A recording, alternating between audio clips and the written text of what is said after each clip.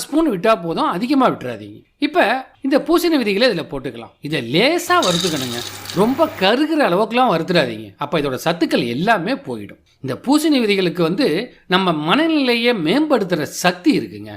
எப்போ பார்த்தாலும் மன இறுக்கத்திலையும் மன அழுத்தத்திலையும் இருக்கிறவங்க அதுலேருந்து விடுபடுறதுக்கு இந்த பூசணி விதைகளை ஒரு கையளவுக்கு எடுத்து சாப்பிட்டா போதுங்க. இதில் இருக்கிற பைட்டோ கெமிக்கல் பார்த்தீங்கன்னா நம்மளுடைய மனநிலையை மாற்றி அமைக்கும். தாவர உணவுகள் மூலியமா கிடைக்கக்கூடிய ஒமேகா 3 கொழுப்பு அமிலம் இந்த பூசணி விதையில இருக்கு. இன்சுலின் சுரப்பை அதிகரிக்கும், சக்கரை நோய் வராம தடுக்கும், ரத்தத்தில் இருக்கிற சர்க்கரையோட அளவை கட்டுப்படுத்துறதுனால சக்கரை நோய் உள்ளவங்களும் அவசியம் இதை எடுத்துக்கணும். வயசாக வயசாக கனிமச்சத்து குறைபாடு நம்ம எலும்புகளோட அடர்த்தியை குறைச்சிடும். இதனால முடக்குவாதம் ஏற்படும். இந்த பூசணி விதையில இயற்கையாகவே துத்தநாகம், பாஸ்பரஸ் இதெல்லாம் அதிகமா இருக்கு.